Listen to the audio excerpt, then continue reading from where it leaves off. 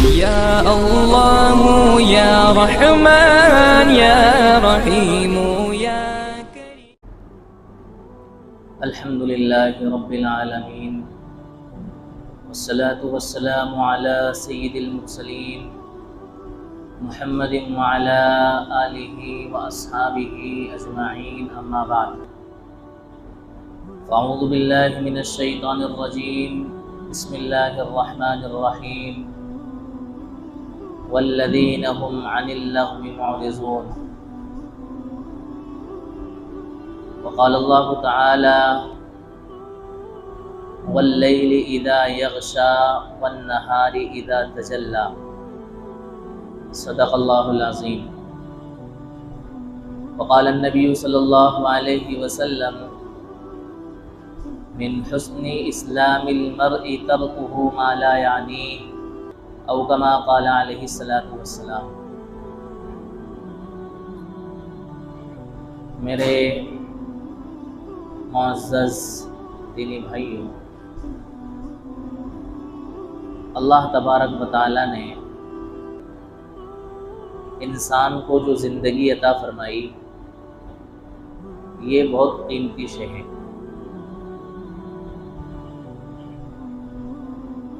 और अल्लाह ताला का हम सब लोगों को ज़िंदगी अता फरमाना ये एक मकसद के तहत है।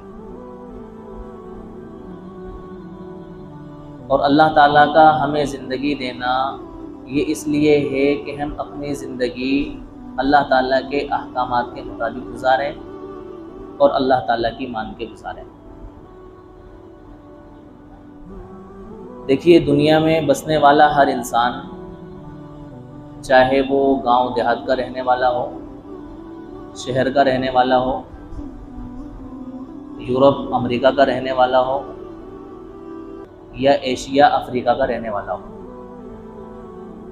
काला हो या गोरा, मर्द हो या औरत, छोटा हो या बड़ा, जवान हो या बूढ़ा, हर इंसान की ये ख्वाहिश और ये तमन्ना है कि मैं इंसान, दुनिया के इंसानों में कामयाब तरीन इंसान बन जाऊँ। कैसा इंसान बन जाऊँ? कामयाब तरीन। हर इंसान अपने एतबार से अपने आप को कामयाब देखना चाहता है। और इंसान की कोशिश भी यही होना चाहिए कि वो कामयाब बनने की और कामयाब होने की भरपूर कोशिश करे। अल्लाह तबारक व तआला ने इस इंसान को पैदा फरमाया तो अल्लाह ताला की भी ये मंशा है कि ये इंसान हकीकी मानों में इंसान बने और कामयाब इंसान बने। कामयाब इंसान बनने के लिए अल्लाह ताला के अहकामात और उसकी मर्ज़ी के मुताबिक ज़िंदगी गुजारना ज़रूरी है। जब तक इंसान अल्लाह ताला के अहकामात के मुताबिक ज़िंदगी गुजारने का फ़ैसला नहीं कर लेता, उस वक्त तक इंसान कामयाब बन ही नहीं सकता।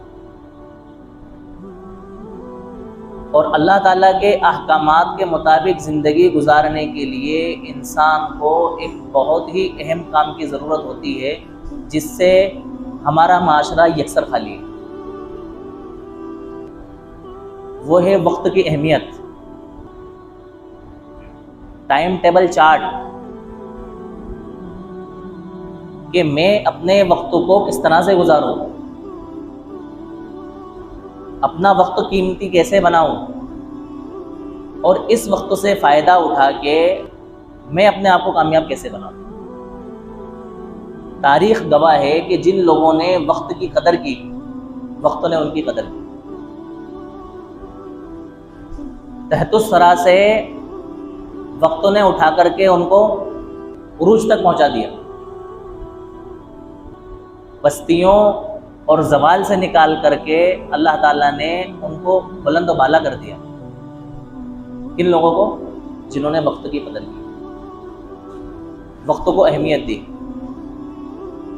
और जिन्होंने वक्त की कदर नहीं की, वक्त ने उनकी कदर नहीं की। ज़िल्लत और पस्ती उनका मुकद्दर बन गई। वो चाहे कामयाबी के कितने ही मकामात पर हों, अल्लाह ताला ने उनको ज़िल्लत और पस्ती में क्या कर दिया, धकेल दिया। देखो जो होशियार लोग होते हैं ना, वो वक्त के साथ साथ अपने काम निपटाते हैं। आज का काम कल पे और अभी का काम घंटों के बाद पर नहीं टालते, बल्कि बर वक्त वो काम करने को अपना फरीज़ा समझते हैं और उस काम को क्या करते हैं, निपटा देते हैं। ऐसे लोग तरक्की भी करते हैं, इज्जत भी हासिल करते हैं और लोगों की नज़र में अच्छे लोग भी होते हैं। और जो लोग अपने काम को टाल मटोल करते हैं, आगे पीछे करते हैं, वक्त पर काम नहीं करते, तो ज़िल्लत और पस्ती उनका क्या बन जाती है, शिकार बन, ज़िल्लत और पस्ती उनका मुकद्दर बन जाती है, ज़िल्लत और पस्ती का वो शिकार हो जाते हैं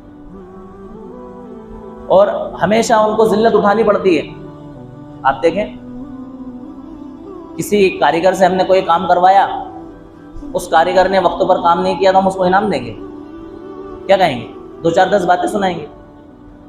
और जब 2-4-10 बातें उसको सुनाएंगे तो उसमें उसकी इज्जत होगी कि बेइज्जती होगी, बेइज्जती होगी। तो सुस्ती जो है ना, सुस्ती और काहिली, ये इंसान को ज़िल्लत दिलाती है।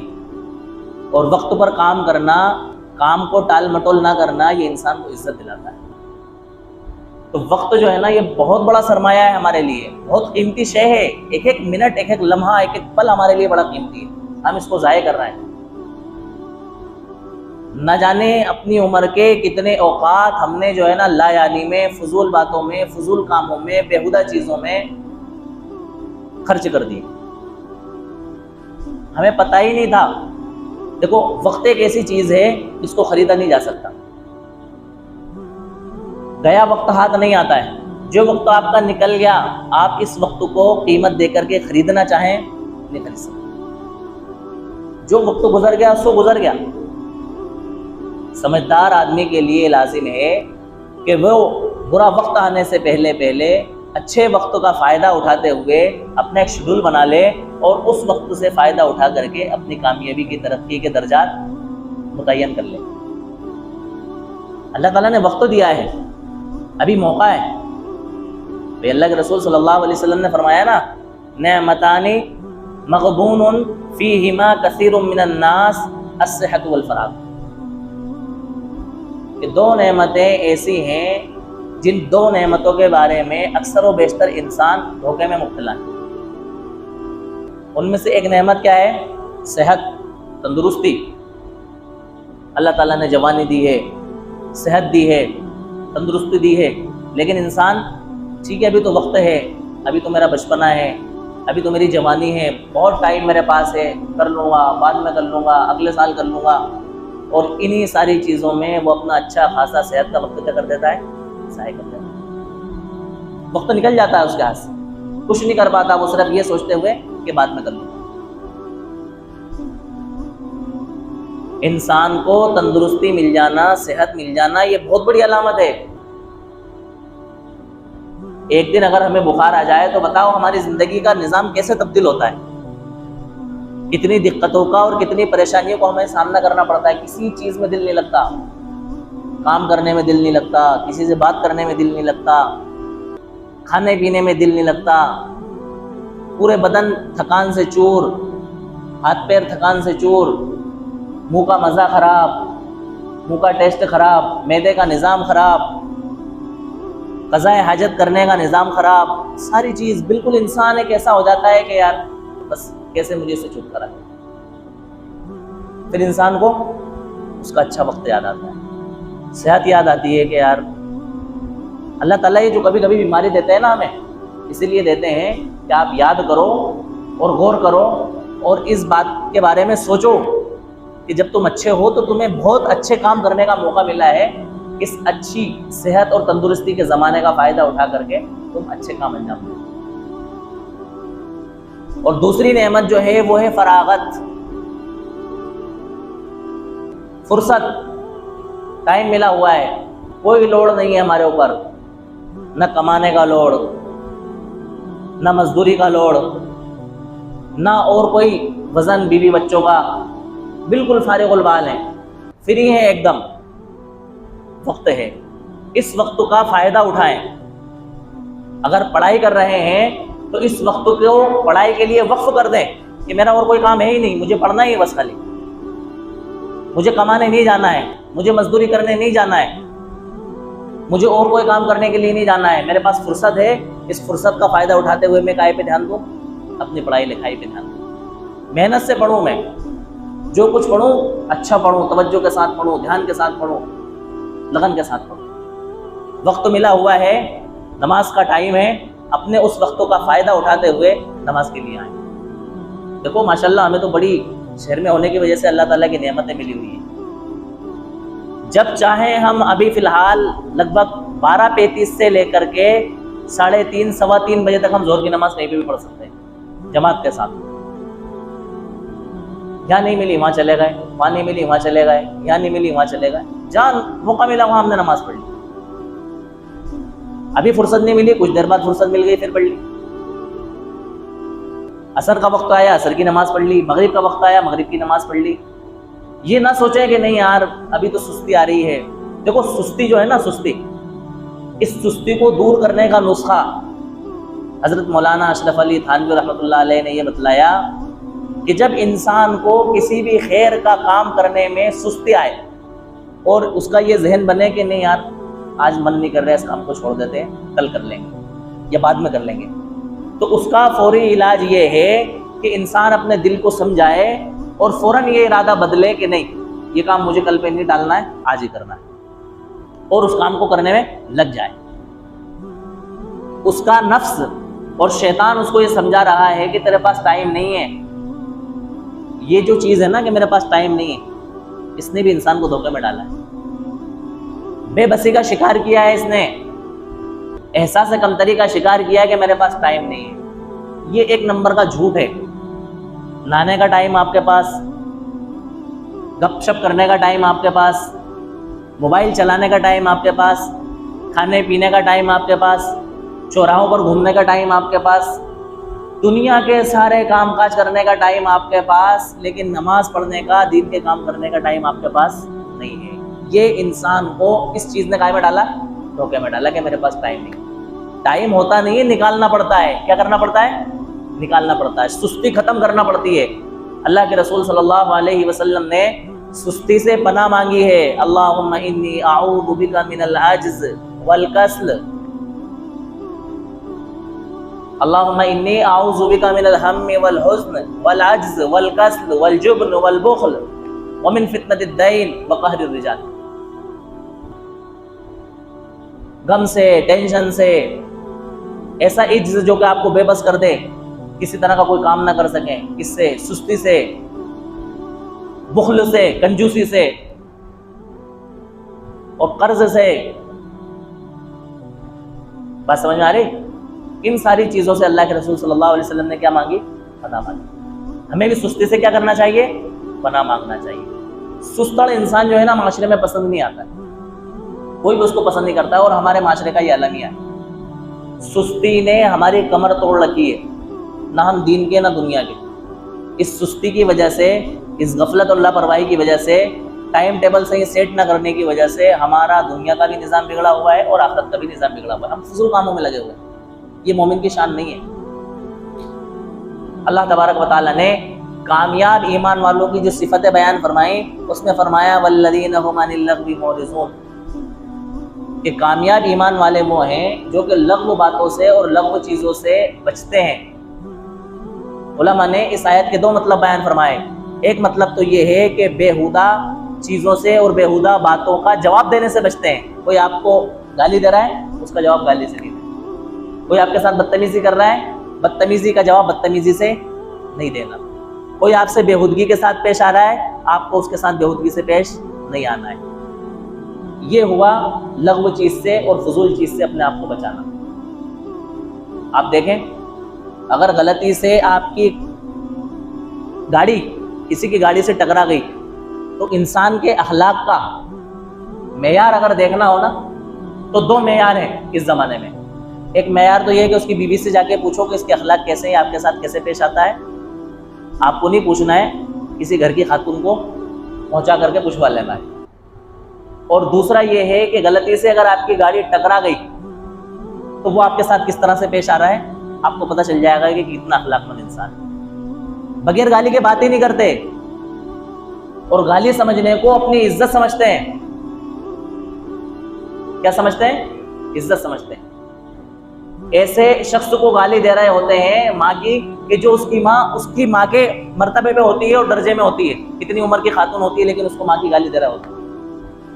और ऐसे घुर्रा के एक दूसरे को देख रहा होता है कि बस लड़ पड़ेंगे, और तीसरा कोई बचाने के लिए जाए तो दोनों तो छोड़ेंगे अपनी लड़ाई, उस तीसरे से उलझ जाएंगे। समझदार लोग कहते हैं कि गाड़ी टकराने के बाद जिस तरह से एक दूसरे को ये गाड़ी टकराने वाले देखते हैं, अगर पहले इतनी गौर से देख लेते तो टक्कर ही नहीं होती।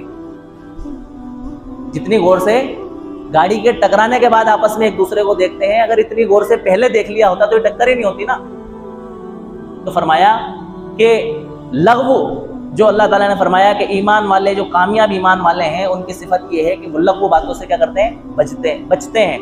तो उसमें से ये है कि बेहुदगी का जवाब बेहुदगी से, और बेहुदा बातों का जवाब बेहुदा बातों से नहीं देते हैं, गाली का जवाब गाली से नहीं देते हैं। दूसरा मतलब ये है कि फजूल कामों से, बेजा चीजों से अपने आप को बचाते हैं। भाई इंसान अपना एक हदफ तय करे कि मेरे लिए कौन सी चीज फायदेमंद है और कौन सी चीज फायदेमंद नहीं है। जिस चीज में आपको दुनिया और आखिरत का कोई फायदा नजर ना आए, उस चीज के अंदर अगर आप मुब्तला हैं तो आप फजूल और लग़्व के अंदर क्या है? मुब्तला है। आप देखें कि मैं जो काम कर रहा हूं, इस काम का मुझे आखिरत में कोई फायदा मिलेगा या दुनिया में मुझे इसका कोई फायदा मिलेगा जिसकी अल्लाह ताला ने करने की इजाजत दी है। अगर आपको लगता है कि मुझे इसका या तो दुनियावी फायदा मिल जाएगा या उखरवी फायदा मिल जाएगा, तो बिलाशुबा आप उस काम को क्या करें? अंजाम दें। और आपको लग रहा है कि मेरा ना तो इसमें दुनिया का फायदा और ना ही आखिरत का फायदा है, तो आप उस काम को क्या कर दें? कर दें, छोड़ दें। ये है लग़्व से बचने का मतलब। फालतू की चीजें, देखो हमारी शरीयत ने तो वो चीजें जिनके करने ना करने के बारे में कोई हुक्म जारी नहीं फरमाया, उन चीजों में तहकीक करने और उन चीजों में पढ़ने से कोई भी पसंद नहीं फरमाया। यानी कि कोई चीज ऐसी जिसको कर भी सकते हैं ना भी कर सकते हैं, शरीयत इसके अंदर खामोश है। शरीयत की तरफ से इस मामले में आपको कोई पाबंद नहीं बनाया गया, आपको इजाजत है। अब बिला शुबह आप उसके अंदर जो है ना उलझ रहे हैं। नाई की दुकान पे गए कटिंग करवाने के लिए, आप उलझ रहे हैं कि मैं नाई से सीधी तरफ से कटिंग करवाऊं कि उल्टी तरफ से कटिंग करवाऊं, पीछे की तरफ से कटिंग करवाऊं कि आगे की तरफ से कटिंग करवाऊं। भाई आप कटिंग करवाने गए हैं, उससे कह दें कि भाई मेरे बराबर लेवल के बाल क्या कर दे, सेट कर दे। अब वो जहां से मशीन लगा दे, आपको जहां से कैंची कंघा का इस्तेमाल कर ले, ठीक है। आप क्यों उलझ रहा है इतना कि मेरे को सीधी तरफ से कर दो, उल्टी तरफ से कर दो, बाईं तरफ से कर दो, पीछे से कर दो, आगे से कर दो। इसमें उलझने की जरूरत ही नहीं है। इमाम अबू हनीफा रहमतुल्लाह अलैह के पास एक शख्स आया और कहने लगा कि हजरत मेरे घर के सामने नहर है और मैं उस नहर में गुस्ल करता हूँ, तो मैं अपना चेहरा मशरिक की तरफ करूँ कि मगरिब की तरफ? अब बताओ, इस सवाल का कोई शरीयत से ताल्लुक है? ये कोई पूछने वाली बात है कि मैं नहाते वक्त अपना चेहरा मशरिक की तरफ करूं कि मगरिब की तरफ करूं? इमाम साहब रहमतुल्लाह अलैह ने फरमाया कि तू अपना चेहरा ना मशरिक की तरफ कर ना मगरिब की तरफ कर, बल्कि अपने कपड़ों की तरफ कर। ऐसा ना हो कि कोई तेरे कपड़े लेकर के भाग जाए। ये फजूल की बातें हैं, ये बहसों मुबाहसे हैं। इस चीज को हमारी शरीयत पसंद नहीं करती है। अल्लाह के रसूल सल्लल्लाहु अलैहि वसल्लम ने फरमाया, मिन हुस्नि इस्लामिल मर्इ तर्कुहु मा ला यानी।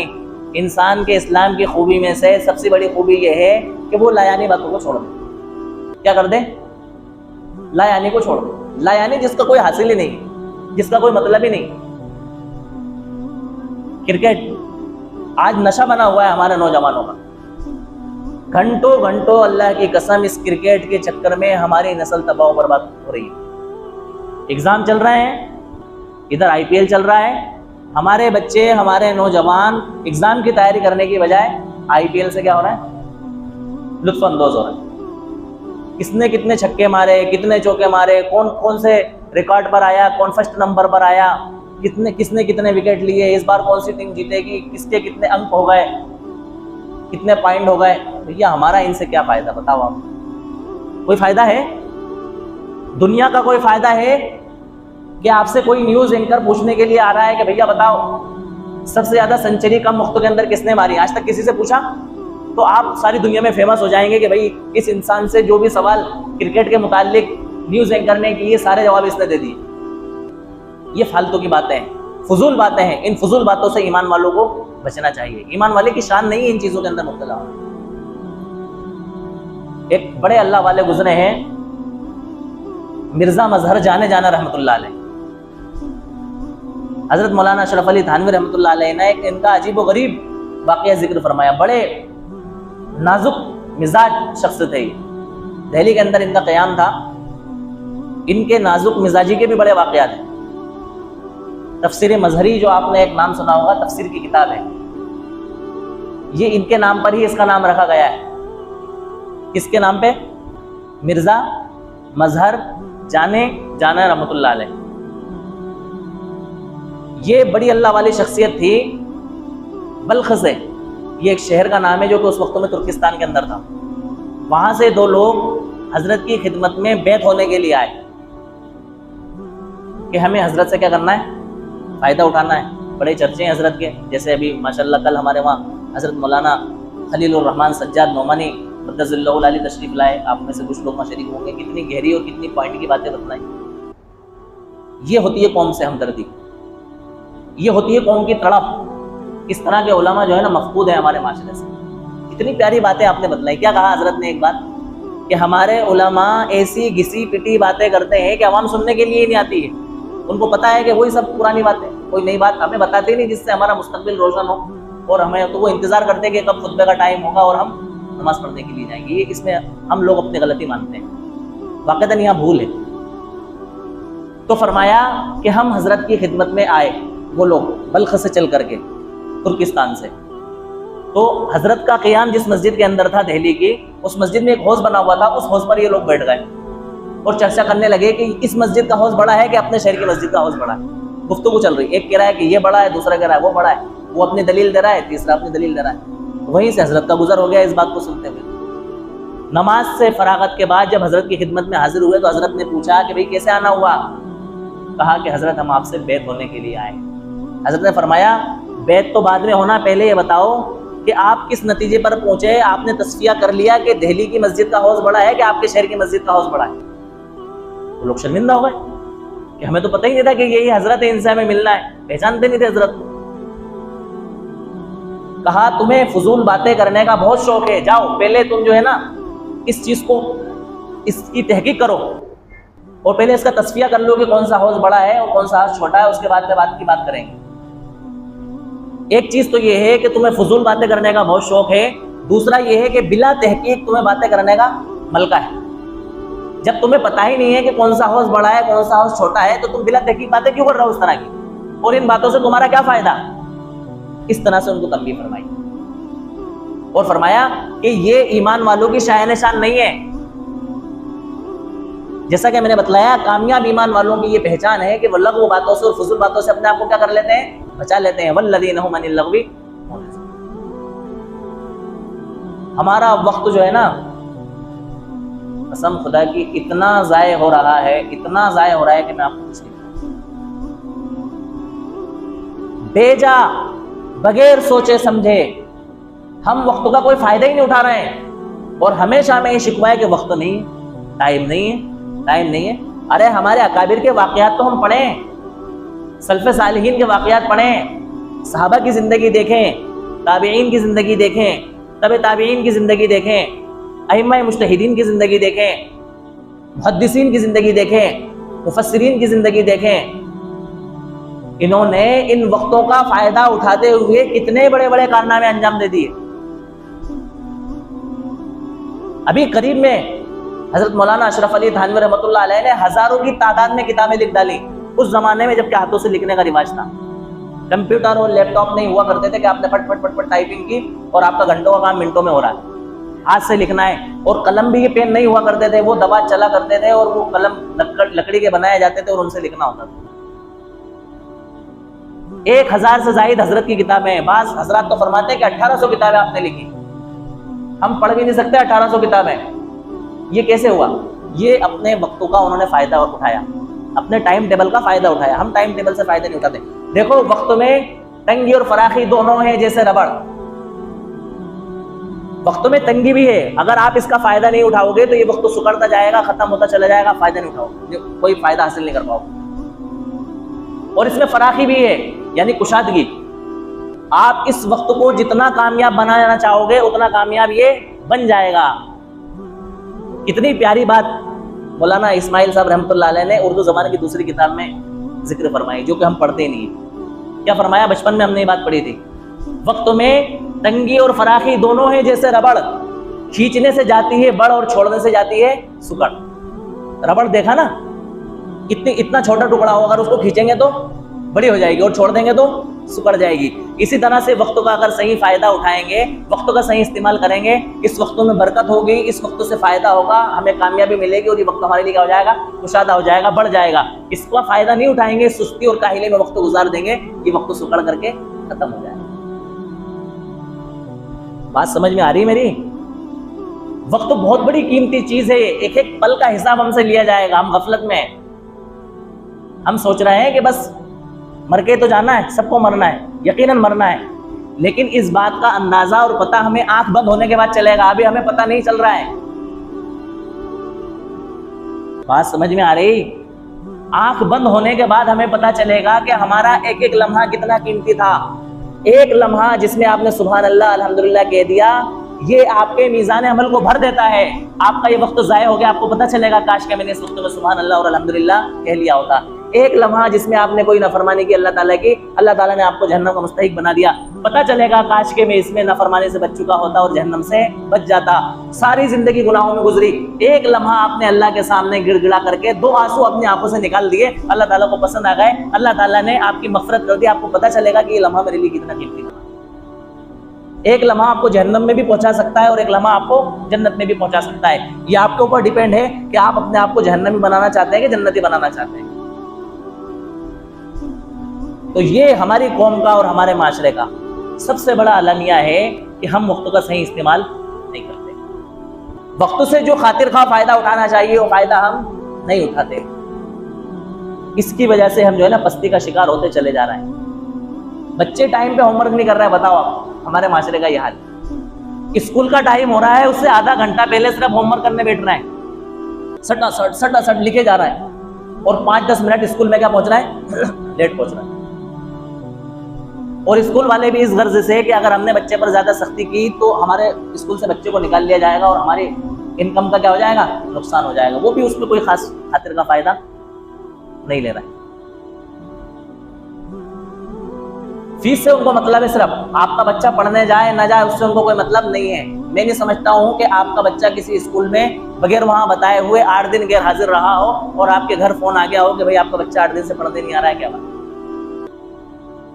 उनको पता है पढ़ने भेजोगे तो आपका फायदा, नहीं भेजोगे तो आपका फायदा, पैसे तो हमें जितने मिलना है मिलना है। अच्छा, हमारी कौम अगर मौलवी रमजान के अंदर बगैर पढ़ाए हुए अगर उस महीने की फीस ले ले तो हमारी कौम एतराज करती है कि भैया पढ़ाया ही नहीं, 1 महीने पढ़ा ही नहीं, उसकी फीस कैसी?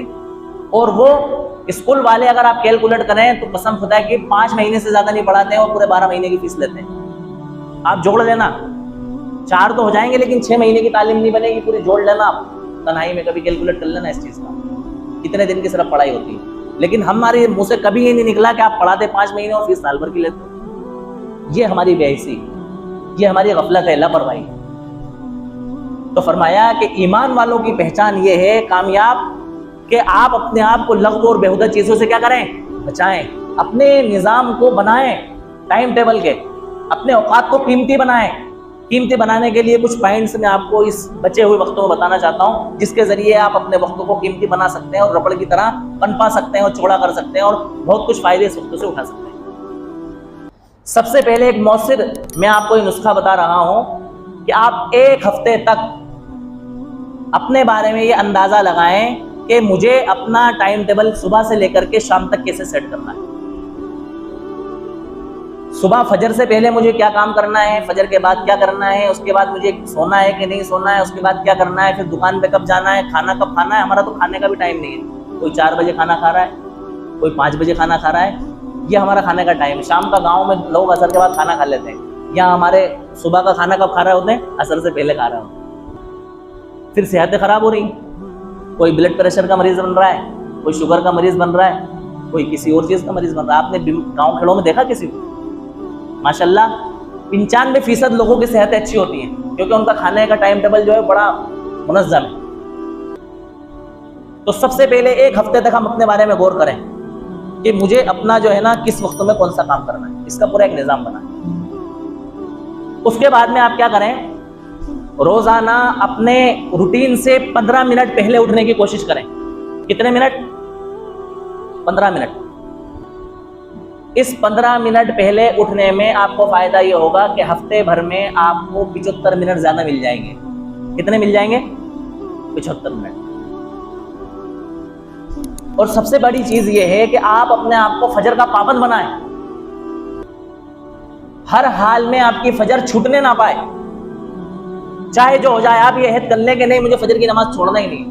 अगर आपने फजर की नमाज पढ़ ली, मैं उम्मीद करता हूं कसम खुदा की दिन भर की सारी नमाजों की तौफीक आपको मिल जाएगी। नेकी की ये खासियत है कि वो एक नेकी दूसरी नेकी को खींचती है। आपने फजर पढ़ी, उस फजर पढ़ने की तौफीक की वजह से, उसकी बरकत की वजह से आपको जोहर की पढ़ने की क्या मिल जाएगी? तौफीक मिल जाएगी। जोहर आप पढ़ लेंगे, जोहर पढ़ने की वजह से, उसकी बरकत से आपको असर की तौफीक मिल जाएगी, फिर आपको मगरिब की तौफीक मिल जाएगी, फिर ईशा की तौफीक मिल जाएगी। दूसरी चीज, जो शख्स फजर की नमाज पढ़ लेता है वो अल्लाह ताला के हिफ्ज़ व अमान में आ जाता है, अल्लाह ताला उसकी हिफाजत करते हैं। ये बहुत बड़ी चीज है। हम लोग रात दिन इधर से उधर भाग दौड़, इतना ट्रैफिक हमारे शहर में है, हमारी अपनी खुद की पता नहीं होती कि कौन कब ठोक जाए और कब हमारा कोई जानी माली नुकसान हो जाए। आप फजर की नमाज की पाबंदी करेंगे, अल्लाह की कसम अल्लाह ताला आपकी जान माल की क्या कर लेंगे? हिफाजत कर लेंगे। अल्लाह ताला ने वादा किया है कि जो शख्स फजर की नमाज पढ़ लेता है वो अल्लाह ताला की हिफाजत में आ जाता है। तो फजर की नमाज का एहतिमाम करें। सबसे पहले आप उठने के बाद में वो काम जो बहुत अहम और जरूरी है उन कामों को अंजाम दें। क्यों? इसलिए कि जब आप उठते हैं तो तरोताजा होकर के उठते हैं, आपके ज़हन और दिमाग के अंदर और आपके बदन के अंदर चुस्ती फुर्ती और तवानाई होती है। तो आप पहले वो काम करने की कोशिश करें जो काम करना क्या है? अहम और जरूरी है।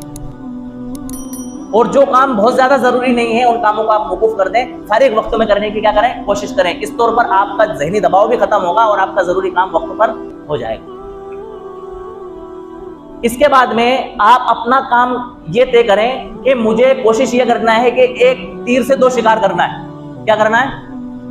फर्ज करें आपको जो है ना फ्रूट लाना है, मेहमान आ रहा है, वैसे तो आप ठेलों से ले सकते हैं लेकिन आपको क्वालिटी भी देखना है और रेट का भी मसला बन रहा है थोड़ा सा, तो आपको जाना है सब्जी मंडी। तो आप डिसाइड करें कि मेरे मेहमान कब आ रहा है और मेरे को सब्जी मंडी कब जाना है और नमाज का वक्त कब हो रहा है वहां पर। तो आप जाएं, सबसे पहले नमाज अदा करें और वहीं से फ्रूट लेकर के आ जाएं। आपकी नमाज भी हो गई और आपका जो एक काम था वो काम भी हो गया। आपको किसी से मिलने जाना है, आप देखें कि मेरा उस तरफ में कौन सा काम है, आप उससे मिलने भी चले जाएं और उधर से अपना काम करते हुए भी आ जाएं। इस तरह से आप अपने वक्त को क्या कर लेंगे? बचा लेंगे। मेरा वक्त तो मुझे इजाजत नहीं दे रहा है, मैं आपके सामने बहुत गहरी बात कहने वाला था। अभी मेरे पास 2 मिनट का टाइम है, उसमें ये बात मैं आपको करूंगा। बड़ी बात यह है कि इस वक्त में सबसे ज्यादा हमारा वक्त का जो नुकसान हो रहा है ना वो मोबाइल से हो रहा है। कैसे हो रहा है? मोबाइल से। इसका भी एक निजाम बना है आप कि मुझे मोबाइल किस वक्त में इस्तेमाल करना है, इसमें नेट किस वक्त में इस्तेमाल करना है। हमेशा मोबाइल के ऊपर लॉग ऑन रहना ये हमारे तवज्जुहात को भटकाता है, हमारी मसरूफियात में डिस्टर्ब करता है, हमारे काम काजों में दखल अंदाजी करता है। आपने देखा होगा कि आपने फोन निकाला कि मुझे किसी को फोन लगाना है, इत्तेफाक से आपके पास कोई मैसेज आ गया व्हाट्सएप का, आप उसमें चले गए और 2-3 मैसेज आप थे, आप उसमें चले के देखा और जो जिस काम के लिए आपने मोबाइल निकाला था वो आप भूल गए। फिर जब आपकी मुलाकात हुई या बाद में फोन लगाया तो आप कहते हैं साहब मैं तो कई बार मैंने सोचा आपको फोन लगाऊं लेकिन जहन से निकल गया। इसका एक निजाम बना है कि मुझे व्हाट्सएप कब देखना है, फेसबुक कब देखना है, इंस्टाग्राम कब देखना है, ट्विटर कब देखना है, यूट्यूब कब देखना है। कोई टाइम ही नहीं है हमारा, घंटों घंटों हम उसके अंदर चले जाते हैं। मैं मेरा खुद का वाकया बताऊं आपको, 4-5 दिन पहले मैं फेसबुक पे कुछ रील देखने लग गया। अल्लाह की कसम ना चाहते हुए 45 मिनट मेरे खर्च हो गए। जो मैंने घड़ी देखी मैंने कहा ये क्या बेवकूफ़ी हो गई यार। मेरे दिमाग में फौरन जहन आया कि नहीं इस वक्त इस जुमे में मुझे वक्त की अहमियत पर बात करना है। कैसे वक्त पौन घंटे का ज़ाया हो गया। देखो कामयाब इंसान अपने निज़ामुल औक़ात के एतबार से वो क्या बन जाता है? कामयाब बन जाता है। तो मोबाइल की मसरूफियात से आप अपने आप को बचाएं।